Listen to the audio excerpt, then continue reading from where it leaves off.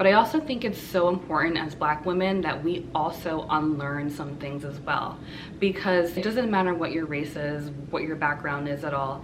If you grew up in this white supremacist society, you have some unlearning to do. You as a Black woman might have internalized racism, which is something that I know I definitely have.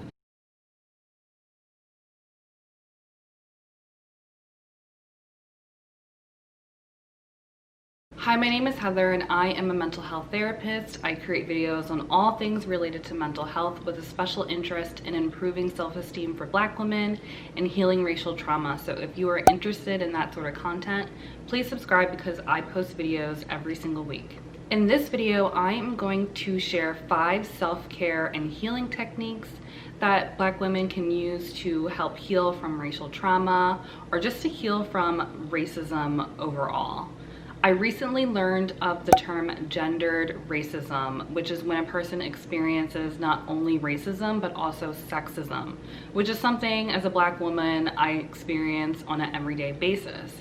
And as Black women, if we are experiencing racism and sexism on an everyday basis in every area of our lives, obviously this can be really detrimental to our mental health.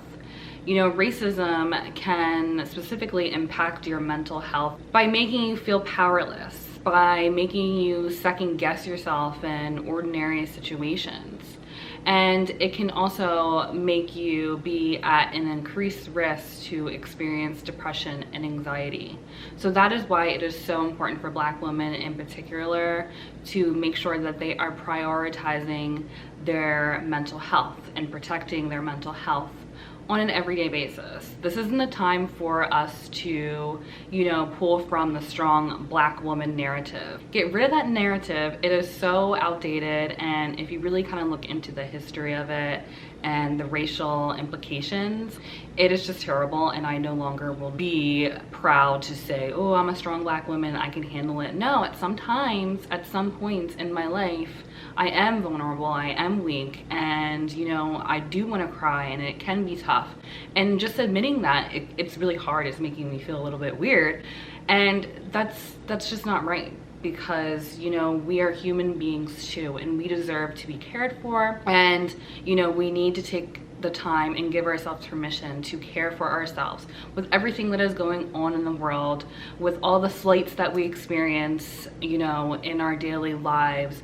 It is so important that we do some things to make ourselves feel better, to make ourselves feel good, to set our minds right. So I am going to share 5 of my favorite ways on how I heal from racial trauma, racism, and just any other things that might be impacting my mental health on a daily basis. And a lot of these techniques that I am pulling from is some things that I've learned from Black mental health therapists that I recently followed on Instagram, which has already improved my mental health significantly, seeing more Black people just being on my timeline.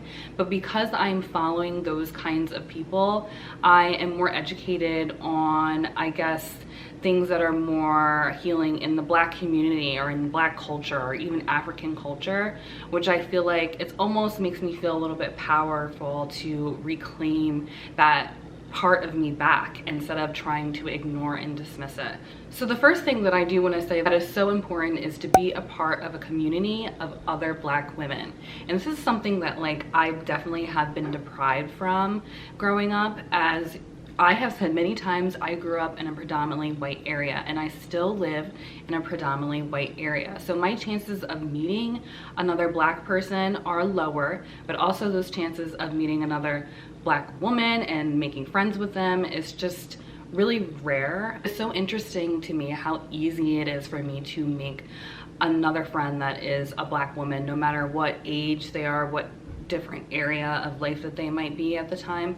It just seems so natural, and it's just makes me feel so good, and I'm so happy that I have the opportunity now in my adulthood But if you don't have this, I highly suggest that you find a way to be a part of a community of other Black women, make yourself go out there and just, you know, try to connect with someone who is like you, because you'll be able to feel more open to talk about your struggles, whatever that you're going through. And it is nice to kind of know that you're not crazy, you know, because a lot of times when I talk to my white friends about something that I'm going through, they kind of look at me like I have 3 heads. They're like, what are you talking about? That is just not my experience. But when I meet a new Black friend, a new Black woman as a friend, you know, I'm immediately able to connect with them just because we have similar struggles. When you have similarities with people, you're more likely to be able to become close because you understand each other. That's why it's so important as Black women to, you know, maybe just take the time to maybe call up one of your cousins. For me personally, what I have done recently is to find a Black therapist to talk to, which is so important, especially if you don't really know where to even start out in the community to find another Black person to talk to. Just being able to talk to a Black woman about the things that I'm going through and, you know, her to validate my experience and to help me through it is so important. So if that's something that you're interested in, I highly suggest that you try to go find a Black therapist. We are out there. You just might have to dig a little bit deeper, unfortunately, to try to find us, but we are out there. If you are unable to find a Black therapist within your health insurance, maybe you can try something like Talkspace or BetterHelp. Maybe that might be helpful for you. So the second thing that I do to help to heal from the overwhelm and stress of my everyday life being a Black woman is to get outside in nature. And this is something lately that has been a little bit more difficult for me, to be honest, just because it's really difficult at times for me to walk out of my own house and feel safe being alone, because, you know, there's just so many crazy people out there. It is so important in general for everyone to get outside in nature because nature is very healing. However, here in America, you know, being just glued to, you know, our couches, like watching TV, being so more connected to our social media, that's really not natural. It's not something that we were designed to be doing, you know, for the majority of our days. We're supposed to be outside. We're supposed to be a part of nature. Every time that I do push myself out there to go, I feel so much better. I feel so much happier. But if you are feeling unsafe, another alternative to that might be to just go on YouTube and just put on some nature sounding music. That's very relaxing and healing. I personally use the Calm app for this. It's a really good app if you want to try it, to just listen to some nature melodies, just relax and de-stress from, you know, your everyday life. The third thing that I really love to do is just spending time alone. This is something that has always been really important to me, and honestly, it is something that, like, I feel where I can honestly just be my most authentic self is when I'm alone. I know that's really sad, but it's the honest truth. And I do think that everyone needs some alone time every now and then. So make sure that you are getting that, you know, during your week. Just schedule some time for you to be alone and just sit in stillness. Maybe do some meditation, maybe even read a good book by a Black author. I know that a lot of people are out there saying, hey, white people, you need to read books about white supremacy, on how you can help this movement, how you can unlearn some things. But I also think it's so important as Black women that we also unlearn some things as well, because it doesn't matter what your race is, what your background is at all. If you grew up in this white supremacist society, you have some unlearning to do. You, as a Black woman, might have internalized racism, which is something that I know I definitely have. And that's something that I need to work on and unlearn in order to heal myself. So that's something that you can do during your time alone.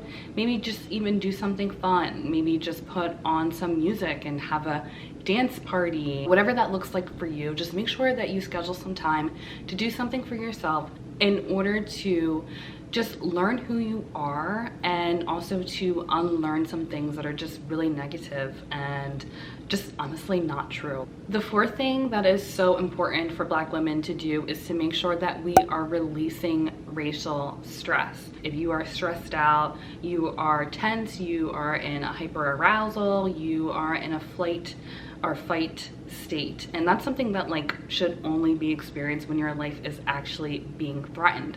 However, when you suffer from racial trauma because you were exposed to racism in every area of your life, pretty much, you are constantly in this state, which is so negative and so harmful for not only your mental health but your physical health. You know, Black people are said to have shorter lifespans because we're dealing with all of this tension and stress within our bodies that is just not something that we should be dealing with. So one of the ways that I like to release the stress, and is something that I've talked about in the past, is to practice yoga, or even just to exercise in general, whether that's getting outside and going out for a walk. Maybe you like to strength train, whatever that looks like for you, make sure that you are doing it. Another good way to release racial stress or just trauma within the body is to give yourself a massage, or maybe even splurge and go get a massage if you feel comfortable with that. Making sure that you take care and honor your body is something that we need to give ourselves permission to do on at least a weekly basis. Try to do one thing for your body to release stress. You can even just stand up and just shake and flail your arms, whatever that looks like for you. Just make sure that you are doing it, because you need to recognize when you are in a tense state, and you need to make sure that you are practicing feeling comfortable with where you are, so and release that stress from your body and not hold on to it and cling to it. Because if you're doing that on a daily basis, I'm telling you, it's going to be really terrible for you in the long run.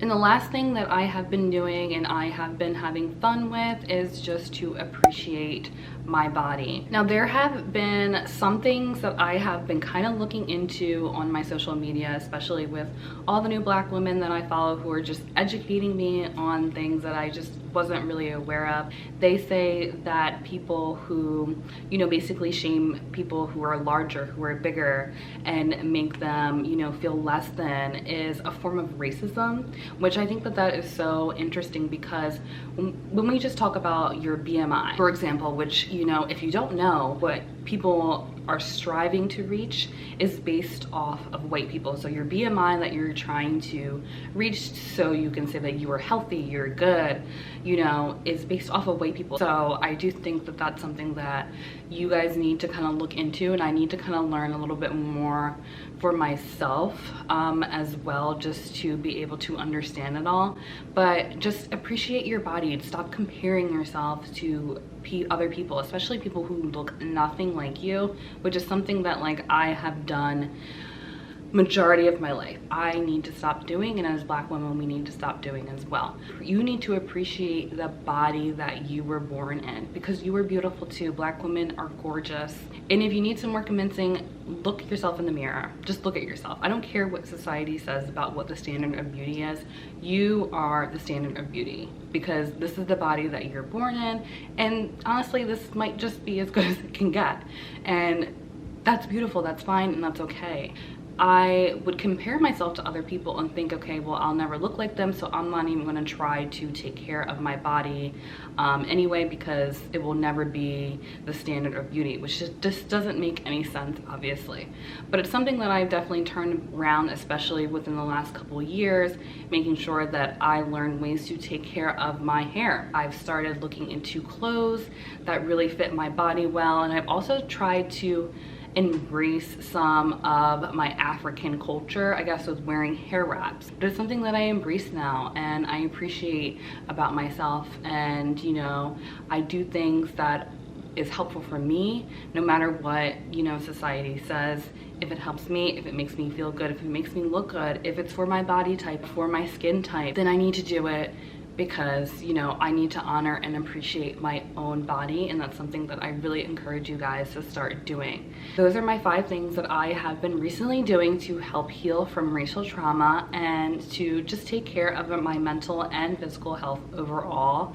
And I know that this isn't like a 5-tip list and you're done. Like, I know that there's so many things that we can do to heal from racial trauma, especially to be an advocate and to fight to end white supremacy. That's definitely also really important. If you want to share some other things that you think might be helpful to others, please leave it in the comments because I would love to hear from you. And if you like this video, please subscribe and let me know, and I will talk to you soon.